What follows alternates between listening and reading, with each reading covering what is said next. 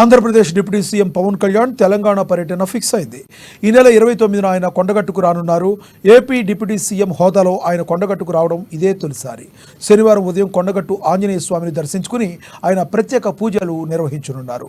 ప్రస్తుతం పవన్ కళ్యాణ్ వారాహి అమ్మవారి దీక్షలో ఉన్నారు. 11 రోజుల పాటు కొనసాగనుంది.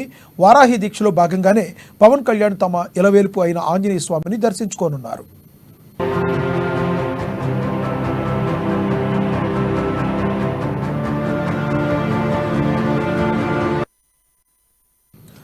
కొండగట్టు అంజన్న దర్శనం అనంతరం పవన్ కళ్యాణ్ తన సొంత నియోజకవర్గమైన పిఠాపురం పర్యటనకు వెళ్లనున్నారు. జూలై 1న పిఠాపురం నియోజకవర్గంలో పర్యటించి ప్రజల సమస్యలు తెలుసుకోనున్నారు. అదే రోజు సాయంత్రం వారాహి సభను నిర్వహించి తనను గెలిపించిన పిఠాపురం ప్రజలకు కృతజ్ఞతలు తెలియజేస్తారు. 3 రోజుల పాటు కొనసాగనున్న పర్యటనలో భాగంగా పవన్ కళ్యాణ్ పిఠాపురంతో పాటు ఉమ్మడి తూర్పుగోదావరి జిల్లాల్లో పలు అధికారిక కార్యక్రమాల్లో పాల్గొంటారు.